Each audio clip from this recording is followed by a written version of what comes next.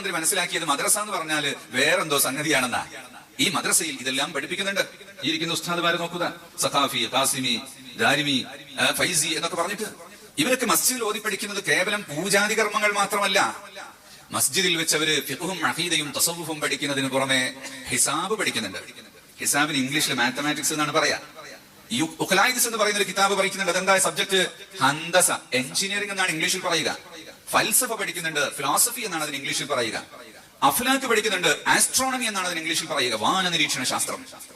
അവർ ഇൽമുൽ ജിയോളജിയ, geography പഠിക്കുന്നുണ്ട്, geology പഠിക്കുന്നുണ്ട്, അരിതമെറ്റിക്കും ലോഗരിതവും പഠിക്കുന്നുണ്ട്.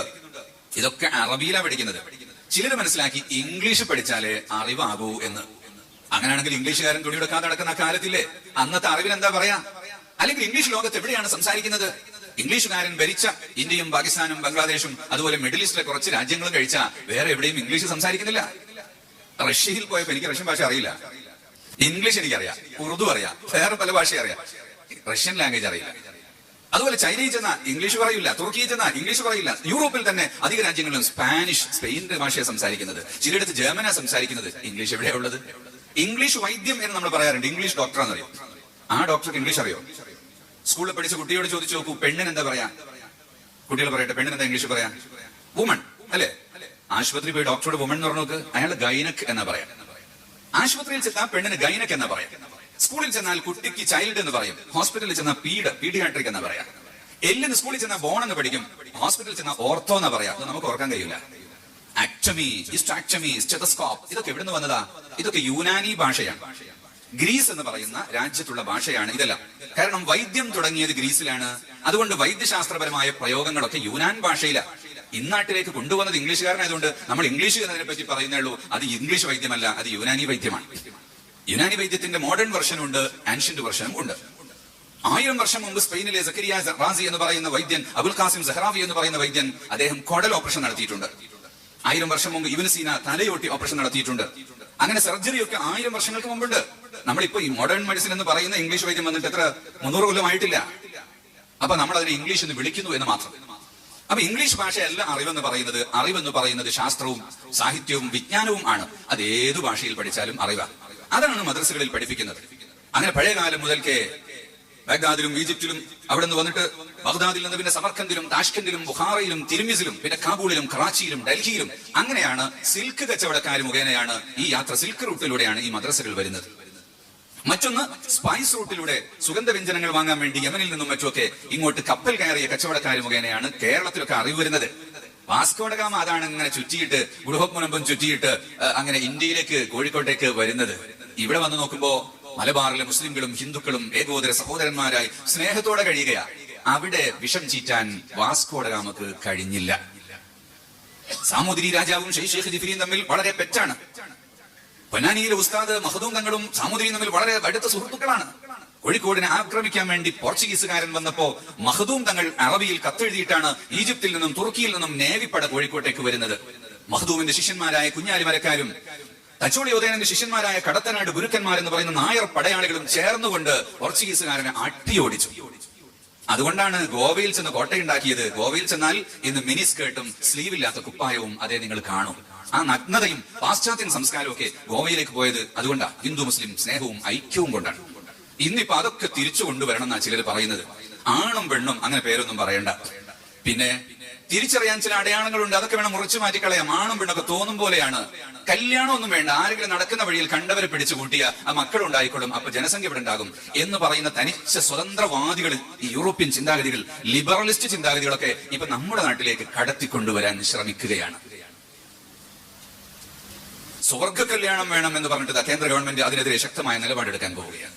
ഇതൊന്നും മനുഷ്യത്വമല്ലാത്ത കാര്യങ്ങൾ. അപ്പൊ ഈ മനുഷ്യത്വം പഠിപ്പിക്കാൻ വേണ്ടി മനുഷ്യൻ ആവശ്യമായ മുഴുവൻ ശാസ്ത്രത്തെയും വൈദ്യത്തെയും എല്ലാറ്റിനെയും പഠിപ്പിക്കുന്ന രീതിയാണ് മദ്രസ എന്ന് പറയുന്നത്. കേരളത്തില് ദർസ് എന്നായി അതിന്റെ പേര്. അതുകൊണ്ട് മദ്രസ എന്ന പേരില്ലാതായി. അപ്പൊ സ്കൂളുകൾക്ക് പകരം മദ്രസ എന്ന ഉപയോഗം നമ്മുടെ നാട്ടിൽ വന്നു. അങ്ങനെ സ്വാതന്ത്ര്യാനന്തര ഭാരതത്തിൽ സ്വതന്ത്ര രാജ്യമായി വളർന്നതുകൊണ്ട് ഇവിടെ ജീവിക്കുന്നത് മുസ്ലിങ്ങളും ഹിന്ദുക്കളും ക്രിസ്ത്യാനികളും സിഖുകാരും പാഴ്സികളും എല്ലാവരും ചേർന്നുള്ള ഒരു നാട് ആയതുകൊണ്ട് തന്നെ MLA ബഹുമാനപ്പെട്ട തങ്ങള് എല്ലാവരും എത്തിച്ചേർന്നപ്പോ ഞാൻ ചുരുക്കുക എല്ലാവരും ഇരിക്കും. ജില്ലാ പഞ്ചായത്ത് മെമ്പർ ഇരിക്കെ.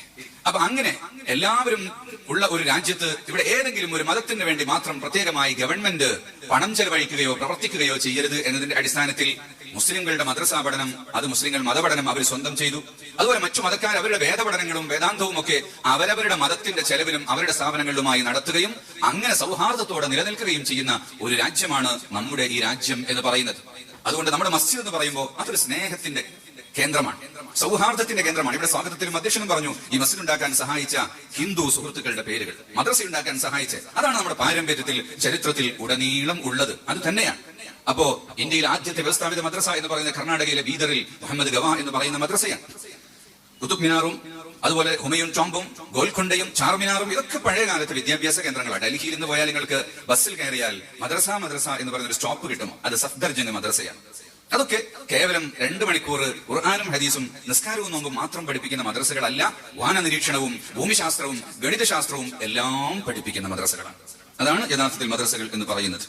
അപ്പൊ ഈ മസ്ജിദുകളിൽ നിന്ന് കേൾക്കുന്ന അദാൻ, വാങ്ക്, അതെല്ലാവർക്കും നാട്ടുകാർക്ക് ഇഷ്ടമാണ്. കാരണം സമയം അറിയാനുള്ള ഒരു അടയാളമാണ്. രാവിലത്തെ വാങ്ക് കേൾക്കുമ്പോ പ്രഭാതം വിടരാനായി, എഴുന്നേൽക്കാനായി. അത് മുസ്ലിമിന് മാത്രമൊന്നല്ല, എല്ലാവരും ബ്രഹ്മ മുഹൂർത്ത ഉത്തിഷ്ഠേ എന്നാണ് ബ്രാഹ്മണന്മാർ പറയുന്നത്. ആ സമയത്ത് എഴുന്നേൽക്കണമെന്നാണ് അവരുടെ മതം പറയുന്നത്. എല്ലാ മതക്കാരും ഇഷ്ടപ്പെടുന്നതാണത്. പിന്നെ മധ്യാഹ്നത്തിൽ ഒരു വാങ്ക്, സന്ധ്യയാകുന്നതിന് മുമ്പ് മറ്റൊരു വാങ്ക്, സൂര്യൻ അസ്തമിക്കുന്ന സമയത്ത് ഒരു വാങ്ക്, പിന്നെ കിടന്നുറങ്ങാനാകുമ്പോ ഒരു വാങ്ക്. അത് കഴിഞ്ഞാൽ പിന്നെ എല്ലാ കച്ചവടമൊക്കെ നിർത്തിവെച്ച് രാത്രി നിങ്ങൾക്ക് വിശ്രമിക്കാനുള്ളതാണ് എന്നൊരു സമയം അറിയിക്കലാണ് ഈ വാങ്കിലുള്ളത്.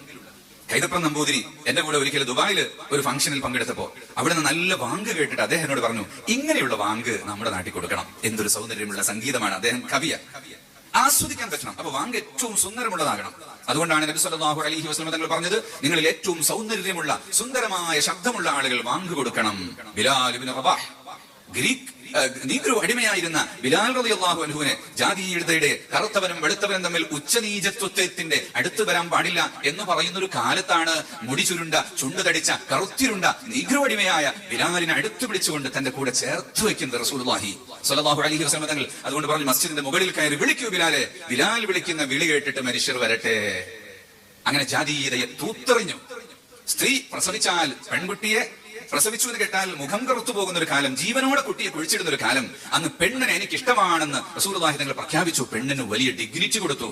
പെണ്ണിന് ഇഷ്ടമാണെന്ന് പറഞ്ഞാൽ പെണ്ണ് കുപ്പായം ഇടരുത്, പുറത്ത് കീറി കഴുത്ത് തുറന്ന് മാറും കാണിച്ച് അവളെ സ്റ്റേജിൽ വന്നിരിക്കണം, ഞങ്ങൾക്കത് നോക്കി ഇങ്ങനെ രുചിക്കണം എന്ന് പറയുന്ന പുരുഷ മേധാവിത്വത്തിനെതിരെ റസൂലുള്ളാഹി തങ്ങൾ നിലകൊണ്ടു. പെണ്ണിന്റെ ഡിഗ്നിറ്റിയെ കാത്തു സൂക്ഷിക്കണം, അവരുടെ പ്രൈവസി പൊളിക്കരുത്, അവരുടെ പ്രൈവസി അംഗീകരിക്കണം, അവർക്കിടയിലേക്ക് ആരും കടന്നു കയറണ്ട, നിങ്ങൾക്കിടയിലേക്ക് അവരെ കൊണ്ടുവന്ന് ഡാൻസ് ചെയ്യിക്കണ്ട, അങ്ങനെ നിങ്ങൾ തൊട്ടി നുണയണ്ട, അവരുടെ ഡിഗ്നിറ്റിയെ പാലിക്കണം എന്ന് പറഞ്ഞത് പെണ്ണിന്റെ സ്വാതന്ത്ര്യവും അവരുടെ മഹത്വവുമാണ്. ചിലര് പറയുന്നത് പെണ്ണിന് സ്വാതന്ത്ര്യം കൊടുക്കുന്നില്ല. എന്താണ് ഇവൻ ആഗ്രഹിക്കുന്ന സ്വാതന്ത്ര്യം? ഇവന്റെ മുന്നിൽ വന്ന് ഉടുതുണി ഒഴിച്ചിട്ട് പെണ്ണ് ഡാൻസ് ചെയ്യണം. നിങ്ങൾ കണ്ടില്ല, ആണിന് പാൻസും കുപ്പായം, ഫുൾ സ്ലീവ്, ടൈ, പിന്നെ അതിന്റെ പുറത്ത് ഓവർകോട്ട് എല്ലാം ഇട്ടിങ്ങനെ നടക്കും. പെണ്ണോ, അവള് മുട്ടിന്റെ താഴോട്ട് മറക്കാൻ പാടില്ല, മാറ് മറക്കാൻ പാടില്ല, പുറത്ത് മറക്കാൻ പാടില്ല, കൈ തുറന്നിടണം, തലയിലൊന്നും ഇടാൻ പാടില്ല. ഇതെന്തൊരു നീതികേടാണ്, പെണ്ണിനോട് കാണിക്കുന്നത് എന്തൊരു അപരാധമാണ്. പറയുന്ന കേട്ടാ തോന്നും പെണ്ണിനോട് ഇവർക്ക് വലിയ സ്നേഹമാണെന്ന്. അത് സ്നേഹമല്ല, അത് വേറെ കാര്യമാണ്. അതുകൊണ്ട് നാം പഠിച്ചു വന്നിട്ടുള്ള യഥാർത്ഥ രീതിയിലും അച്ചടക്കത്തിലും ജീവിച്ചുകൊണ്ട് പഠിച്ചുയരണം. 2ാം ഖലീഫ ഉമർ ഇബ്നു ഖത്താബ് തങ്ങളുടെ കാലത്ത് ചീഫ് ഓഡിറ്റർ ഷിഫ എന്ന് പറയുന്ന വനിതയായിരുന്നു. നബി തങ്ങളുടെ ഭാര്യയായ ബീവി ആയിഷ റളിയല്ലാഹു അൻഹ നബി തങ്ങൾക്ക് ശേഷം 40-ലധികം വർഷം ജീവിച്ച് അവിടുത്തെ മുഴുവൻ ആളുകൾക്കും അറിവ് പകർന്നു കൊടുക്കുന്ന വലിയ വിജ്ഞാനത്തിന്റെ കേന്ദ്രമായിരുന്നു. പെണ്ണിന് അറിവ് കൊടുക്കുന്നതിനും പെണ്ണിനെ വളരുന്നതിനും ഒന്നും ഇസ്ലാം തടഞ്ഞിട്ടില്ലെന്ന് മാത്രമല്ല, ഇസ്ലാം മാത്രമാണ് ലോകത്ത് അതിനെല്ലാവിധ ഉയർച്ചയും കൊടുത്തിട്ടുള്ളത്. പിന്നെ ഉള്ളിൽ നിൽക്കണം എന്നത് പ്രൈവസിയാണ്. അത് നമ്മുടെ ഭാരതീയ സംസ്കാരത്തിലുള്ളതാ. പെണ്ണിനെന്താ പറയാ മലയാളത്തില്? അന്തർജനം, സംസ്കാരം. അതാണ് അന്തർജനം. അന്തർജനം എന്ന വാക്കിന്റെ അർത്ഥം എന്താണ്? മലയാളവും സംസ്കൃതവും ഹിന്ദിയും ഒക്കെ അറിയുന്നവരോട് ചോദിക്കുക. ഔറത്ത് എന്നാണ് ഹിന്ദിയിൽ പറയുക. നമ്മുടെ രാഷ്ട്രഭാഷയായ ഹിന്ദിയിൽ പെണ്ണിനെ പറ്റി പറയുന്നത് എന്താ? ഔറത്ത്. ഔറത്ത് എന്താ അർത്ഥം? മറച്ചു വെക്കേണ്ടത് എന്നല്ലേ അർത്ഥം? അപ്പൊ ഇത് ഇസ്ലാം കൊണ്ടുവന്നതാണോ? മാനുഷിക സംസ്കാരമുള്ള ആളുകൾ മുഴുവനും ലോകത്ത് പറഞ്ഞിട്ടുള്ളത് തന്നെയാണ്. അതുകൊണ്ട് ഞാൻ നീട്ടുന്നില്ല. ഇവിടെ ധാരാളം പ്രമുഖരായ വ്യക്തിത്വങ്ങളുണ്ട്, ജനപ്രതിനിധികളുണ്ട്, പണ്ഡിതന്മാരുണ്ട്, എല്ലാവരും ഉണ്ട്. അതുകൊണ്ട് തന്നെ മസ്ജിദിനെ മസ്ജിദായി കാണുകയും ആ സ്നേഹത്തോടെ കാണുകയും ചെയ്യുന്ന നമ്മുടെ നാട്ടിലെ ഈ രീതി ലോകത്ത് മുഴുവനും ഉള്ള രീതിയാണ്. പിന്നെ മതത്തിന്റെ ആളുകൾ, ഓരോ മതക്കാർക്കും അവരവരുടെ വിശ്വാസമുണ്ട്. വിശ്വാസം മാറ്റിവെക്കാൻ കഴിയില്ല. ക്രിസ്ത്യാനി ഒരിക്കലും മുസ്ലിമിന്റെ വിശ്വാസം അംഗീകരിക്കാൻ പാടില്ല. ഹിന്ദു ഒരിക്കലും മുസ്ലിമിന്റെ വിശ്വാസം അംഗീകരിക്കാൻ പാടില്ല. എങ്കിൽ പിന്നെ ഹിന്ദു ആവില്ല, ക്രിസ്ത്യാനി ആവില്ല. മുസ്ലിം അതുപോലെ മറ്റുള്ളവന്റെ വിശ്വാസം അംഗീകരിക്കാൻ പാടില്ല. അള്ളാഹു അല്ലാതെ ആരാധനക്കർഹൻ ആരും ഇല്ല. മുഹമ്മദ് നബി അള്ളാഹുവിന്റെ ദൂതനാകുന്നു എന്നത് മുസ്ലിമിന്റെ വിശ്വാസമാണ്.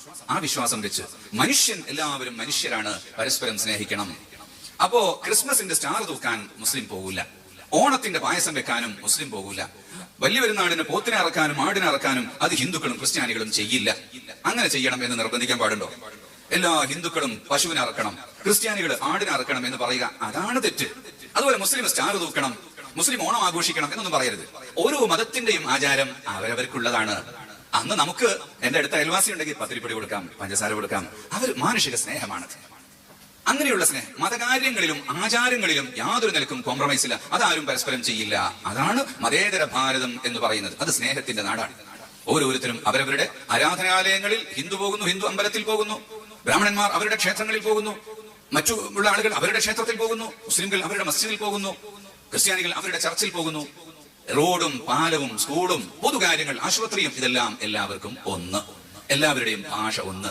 എല്ലാവരും ഒരേ രീതിയിൽ ജീവിക്കുന്നു. അങ്ങനെ സൗഹാർദ്ദത്തോടെ ജീവിക്കുന്ന രാജ്യം ഇവിടെ നിലനിൽക്കണമെങ്കിൽ ചെത്തിയും ചെമ്മന്തിയും ചേർന്ന മന്ദിരാങ്കണം പോലെ എന്ന് പറഞ്ഞാൽ ഹിന്ദുവും മുസൽമാനും യഹൂദനും പാഴ്സിയും എല്ലാം ചേർന്നുള്ള നല്ലൊരു നാടുണ്ടാകണമെങ്കിൽ ഇവിടെ മസ്ജിദുകൾ ഉണ്ടാകണം, മന്ദിരങ്ങളും ചർച്ചുകളും ഉള്ള അത് നിലനിൽക്കണം. അതിന്റെ ആളുകൾ അതുമായി ബന്ധപ്പെട്ടുകൊണ്ട് ജീവിക്കണം. അങ്ങനെ സ്നേഹത്തിന്റെയും സൗഹാർദ്ദത്തിന്റെയും നല്ലൊരു അന്തരീക്ഷം നിലനിൽക്കണം. ഇപ്പൊ കോഴിക്കോട്ട് ജാമിഉൽ ഫുതൂഹ് എന്ന പേരിൽ ഒരു മസ്ജിദ് ഉദ്ഘാടനം ചെയ്തിട്ടുണ്ട്. നിങ്ങൾ പലരും അവിടെ വന്നിട്ടുണ്ടാകും. ഇന്ത്യയിൽ തന്നെ ഏറ്റവും വലിയ ഒരു മസ്ജിദാണ്, the Indian grand Masjid Jamiul Futuh. 25,000 ആളുകൾക്ക് നിസ്കരിക്കാം. ആ മസ്ജിദില് മറ്റു മതക്കാരായ ആളുകൾ വരുമ്പോൾ അവർക്കിരിക്കാൻ വേണ്ടി പ്രത്യേകമായ ഒരു മുറിയും ലൈബ്രറിയും ഏർപ്പെടുത്തിയിട്ടുണ്ട്. മസ്ജിദിനുള്ളിൽ നിസ്കരിക്കുന്ന സ്ഥലത്ത് എല്ലാ മതക്കാരും കയറൂലല്ലോ, അങ്ങനെ നിർബന്ധിക്കാനും പാടില്ല. അമ്പലത്തിൽ ചെന്നാൽ നിങ്ങൾക്ക് കാണാം അഹിന്ദുക്കൾക്ക് പ്രവേശനമില്ല, അവിടെ ഞങ്ങൾക്കും കയറണം എന്ന് പറയാൻ പാടില്ല. ഒരു മതത്തിൽ അവരുടെ നിയമം അനുസരിച്ച് പെണ്ണുങ്ങൾ അങ്ങോട്ട് കയറാൻ പാടില്ല എന്നാണെങ്കിൽ അതിനെ അംഗീകരിക്കണം. അത് അവരുടെ മതത്തിന്റെ നിയമമാണ്. ഇസ്ലാമിൽ എന്താണോ നിയമം ഖുർആൻ പറഞ്ഞിട്ടുള്ളത്, അള്ളാഹു നൽകി, അതാണ് മുസ്ലിമിന്റെ നിയമം. ചിലരിങ്ങനെ ആ നിയമം പരിഷ്കരിക്കണം, ഇതിങ്ങനെ നമ്മൾ വിചാരിച്ചാൽ പരിഷ്കരിക്കാൻ പറ്റുന്ന സാധനമല്ല. അത് അള്ളാഹു താല തന്നിട്ടുള്ള നിയമമാണ്. അത് കേവലം നിയമങ്ങളല്ല, അത് തികച്ചും യുക്തിഭദ്രവുമാണ്. അതിൽ യാതൊരു സംശയവുമില്ല. അത് ഏത് കാര്യവും നമുക്ക് തെളിയിക്കാനും സാധിക്കും. ഇപ്പൊ അതിന്റെ സമയമില്ലാത്തതുകൊണ്ട് ഞാൻ സംസാരിക്കുന്നില്ല. അപ്പൊ ഓരോരുത്തരും അവരവരുടെ മതത്തിന്റെ നിയമങ്ങൾ അനുസരിച്ചുകൊണ്ട് ജീവിച്ച് ഈ നാടിന്റെ വളർച്ചയ്ക്ക് എല്ലാവരും ഒന്നിച്ചു മുന്നേറുന്ന വലിയ ഒരു മനോഹരമായ ദൃശ്യമാണ് ഇവിടെയും എനിക്ക് കാണാൻ വേണ്ടി സാധിച്ചത്. ബഹുമാന്യനായ ഹൈന്ദവ മതത്തിന്റെ വേഷത്തിൽ വന്നിരിക്കുന്ന ആള് മഠത്തിന്റെയോ അല്ലെങ്കിൽ എന്തെങ്കിലും ആ ഒരു മതത്തിന്റെ പൊസിഷൻ വെച്ചിട്ടുള്ള ഒരാളാണ്. മുസ്ലിമിന്റെ പള്ളിയിൽ കടന്നില്ല വന്ന് നോക്കൂ. ചിലപ്പോൾ ക്രിസ്ത്യാനികൾ വരും. നമ്മൾ അങ്ങോട്ടും അതുപോലെയുള്ള കാര്യങ്ങളിൽ പരസ്പരം പങ്കെടുക്കും. ഈ അടുത്ത് യൂസുഫ് അലി സാഹിബ് അക്ഷർധാം ടെമ്പിളിന്റെ പരിസരം സന്ദർശിക്കാൻ പോയത് നിങ്ങൾ കണ്ടിട്ടുണ്ടാകും. അമ്പലത്തിന്റെ ഉള്ളിലേക്ക് കയറൂല, കാരണം അയാൾ മുസ്ലിമാണ്. അക്ഷർധാം ടെമ്പിളിന്റെ മുറ്റത്ത് അദ്ദേഹത്തിന് സ്വീകരിച്ച് ആനയിച്ചു കൊണ്ടുപോയി. അക്ഷർധാം സ്വാമികൾ, പൂജാരികളൊക്കെ അവിടെ ഇരുന്നു. അവരോട് യൂസുഫ് അലി സാഹിബ് പറഞ്ഞു, our believe is God is one. ഞങ്ങളുടെ വിശ്വാസം അനുസരിച്ച് ദൈവം ഒന്നാണ്. Allah is the God for everyone. റബ്ബുൽ ആലമീൻ, we say റബ്ബുൽ ആലമീൻ. റബ്ബുൽ ആലമീൻ ലോകത്തിന്റെ ദൈവം എന്നാണ് ഞങ്ങൾ പറയാറുള്ളത്. അതുകൊണ്ട് നമ്മളെല്ലാവരും സഹോദരന്മാരാണ് എന്ന് ആ അമ്പലക്കാര് സ്വീകരണം കൊടുത്തപ്പോൾ അവിടെ വളരെ സ്പഷ്ടമായി യൂസുഫ് അലി സാഹിബ് പറഞ്ഞു. അങ്ങനെ പരസ്പരം മതത്തിന്റെ വിശ്വാസത്തിൽ ഉറച്ചും ആചാരത്തിലും നിന്നുകൊണ്ട് മനുഷ്യരായി കാണുകയും സ്നേഹിക്കുകയും ചെയ്യുന്ന മഹത്തായ നമ്മുടെ നാടിന്റെ പാരമ്പര്യം നഷ്ടപ്പെട്ടു പോകാതെ സൂക്ഷിക്കാനുള്ള മന്ത്രധ്വനികളാണ് മന്ദിരങ്ങളിൽ നിന്നും ചർച്ചുകളിൽ നിന്നുള്ള മണിയുടെയും മസ്ജിദുകളിൽ നിന്നുള്ള വാങ്കുരിയുമെല്ലാം പ്രശോഭിതമായ ഈ മുഹീദ്ദീൻ മസ്ജിദ്. ഇവരൊക്കെ മസ്ജിദിൽ ഓതി പഠിക്കുന്നത് കേവലം പൂജാതി കർമ്മങ്ങൾ മാത്രമല്ല. മസ്ജിദിൽ വെച്ച് അവര് ഫിഖ്ഹും അഖീദയും തസവ്വുഫും പഠിക്കുന്നതിന് പുറമെ ഹിസാബ് പഠിക്കുന്നുണ്ട്. ഹിസാബിന് ഇംഗ്ലീഷിൽ മാത്തമാറ്റിക്സ് എന്നാണ് പറയാ. ഉഖലായിദ്സ് എന്ന് പറയുന്ന ഒരു കിതാബ് പഠിക്കുന്നുണ്ട്. അതെന്താ സബ്ജക്ട്? ഹന്തസ, എഞ്ചിനീയറിംഗ് എന്നാണ് ഇംഗ്ലീഷിൽ പറയുക. ഫൽസഫ പഠിക്കുന്നുണ്ട്, ഫിലോസഫി എന്നാണ് അതിന് ഇംഗ്ലീഷിൽ പറയുക. അഫ്ലാക്ക് പഠിക്കുന്നുണ്ട്, ആസ്ട്രോണമി എന്നാണ് അതിന് ഇംഗ്ലീഷിൽ പറയുക, വാന നിരീക്ഷണ ശാസ്ത്രം. അവര് ഇൽമുൽ ജിയോഗ്രഫി പഠിക്കുന്നുണ്ട്, ജിയോളജി പഠിക്കുന്നുണ്ട്, അരിതമെറ്റിക്കും ലോഗരിതവും പഠിക്കുന്നുണ്ട്. ഇതൊക്കെ അറബിയിലാണ് പഠിക്കുന്നത്. ചിലര് മനസ്സിലാക്കി ഇംഗ്ലീഷ് പഠിച്ചാലേ അറിവാകൂ എന്ന്. അങ്ങനെയാണെങ്കിൽ ഇംഗ്ലീഷുകാരൻ തുണിയെടുക്കാതെ നടക്കുന്ന കാലത്തില്ലേ അന്നത്തെ അറിവിന് എന്താ പറയാ? അല്ലെങ്കിൽ ഇംഗ്ലീഷ് ലോകത്ത് എവിടെയാണ് സംസാരിക്കുന്നത്? ഇംഗ്ലീഷുകാരൻ ഭരിച്ച ഇന്ത്യയും പാകിസ്ഥാനും ബംഗ്ലാദേശും അതുപോലെ മിഡിൽ ഈസ്റ്റിലെ കുറച്ച് രാജ്യങ്ങളും കഴിച്ച വേറെ എവിടെയും ഇംഗ്ലീഷ് സംസാരിക്കുന്നില്ല. റഷ്യയിൽ പോയപ്പോ എനിക്ക് റഷ്യൻ ഭാഷ അറിയില്ല, ഇംഗ്ലീഷ് എനിക്കറിയാം, ഉറുദു അറിയാം, വേറെ പല ഭാഷ അറിയാം, റഷ്യൻ ലാംഗ്വേജ് അറിയില്ല. അതുപോലെ ചൈനയിൽ ചെന്ന ഇംഗ്ലീഷ് പറയില്ല, തുർക്കിയിൽ ചെന്ന ഇംഗ്ലീഷ് പറയില്ല. യൂറോപ്പിൽ തന്നെ അധിക രാജ്യങ്ങളിലും സ്പെയിനിന്റെ ഭാഷയാണ് സംസാരിക്കുന്നത്, ചിലയിടത്ത് ജർമ്മനാ സംസാരിക്കുന്നത്. ഇംഗ്ലീഷ് എവിടെയാ ഉള്ളത്? ഇംഗ്ലീഷ് വൈദ്യം എന്ന് നമ്മൾ പറയാറുണ്ട്, ഇംഗ്ലീഷ് ഡോക്ടറാണെന്നറിയോ? ആ ഡോക്ടർക്ക് ഇംഗ്ലീഷ് അറിയോ? സ്കൂളിൽ പഠിച്ച കുട്ടിയോട് ചോദിച്ചു നോക്കൂ, പെണ്ണിന് എന്താ പറയാ? കുട്ടികൾ പറയട്ടെ, പെണ്ണിന് എന്താ ഇംഗ്ലീഷ് പറയാ? വുമൺ അല്ലേ?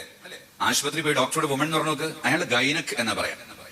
ആശുപത്രിയിൽ ചെന്നാൽ പെണ്ണിന് ഗൈനക് എന്ന് പറയാം, സ്കൂളിൽ ചെന്നാൽ കുട്ടിക്ക് ചൈൽഡ് എന്ന് പറയും, ഹോസ്പിറ്റലിൽ ചെന്നാൽ പീഡിയാട്രിക് എന്ന് പറയാം. എല്ലിന് സ്കൂളിൽ ചെന്നാൽ ബോൺ എന്ന് പഠിക്കും, ഹോസ്പിറ്റലിൽ ചെന്നാൽ ഓർത്തോ എന്ന് പറയാം. അത് നമുക്ക് ഓർക്കാൻ കഴിയില്ല. ആക്ടമി, ഹിസ്റ്റോക്ടമി, സ്റ്റെതസ്കോപ്പ്, ഇതൊക്കെ എവിടുന്ന് വന്നതാ? ഇതൊക്കെ യുനാനി ഭാഷയാണ്. ഗ്രീസ് എന്ന് പറയുന്ന രാജ്യത്തുള്ള ഭാഷയാണ് ഇതെല്ലാം. കാരണം വൈദ്യം തുടങ്ങിയത് ഗ്രീസിലാണ്. അതുകൊണ്ട് വൈദ്യശാസ്ത്രപരമായ പ്രയോഗങ്ങളൊക്കെ യുനാൻ ഭാഷയിലാണ്. ഇന്നാട്ടിലേക്ക് കൊണ്ടുവന്നത് ഇംഗ്ലീഷുകാരനായതുകൊണ്ട് നമ്മൾ ഇംഗ്ലീഷ് എന്നതിനെ പറ്റി പറയുന്നേ ഉള്ളൂ. അത് ഇംഗ്ലീഷ് വൈദ്യമല്ല, അത് യുനാനി വൈദ്യമാണ്. യുനാനി വൈദ്യത്തിന്റെ മോഡേൺ വെർഷനും ഉണ്ട്, ആൻഷ്യന്റ് വെർഷനും ഉണ്ട്. 1000 വർഷം മുമ്പ് സ്പെയിനിലെ സക്കരിയ റാസി എന്ന് പറയുന്ന വൈദ്യൻ, അബുൽ ഖാസിം സഹറാവി എന്ന് പറയുന്ന വൈദ്യൻ, അദ്ദേഹം കോഡൽ ഓപ്പറേഷൻ നടത്തിയിട്ടുണ്ട്. 1000 വർഷം മുമ്പ് ഇബ്നു സീന തലയോട്ടി ഓപ്പറേഷൻ നടത്തിയിട്ടുണ്ട്. അങ്ങനെ സർജറി ഒക്കെ 1000 വർഷങ്ങൾക്ക് മുമ്പുണ്ട്. നമ്മളിപ്പോ ഈ മോഡേൺ മെഡിസിൻ എന്ന് പറയുന്ന ഇംഗ്ലീഷ് വൈദ്യം വന്നിട്ട് എത്ര 300 കൊല്ലമായിട്ടില്ല. അപ്പൊ നമ്മൾ അതിനെ ഇംഗ്ലീഷ് എന്ന് വിളിക്കുന്നു എന്ന് മാത്രം. അപ്പൊ ഇംഗ്ലീഷ് ഭാഷയല്ല അറിവെന്ന് പറയുന്നത്. അറിവെന്ന് പറയുന്നത് ശാസ്ത്രവും സാഹിത്യവും വിജ്ഞാനവും ആണ്. അത് ഏതു ഭാഷയിൽ പഠിച്ചാലും അറിവാണ്. അതാണ് മദ്രസകളിൽ പഠിപ്പിക്കുന്നത്.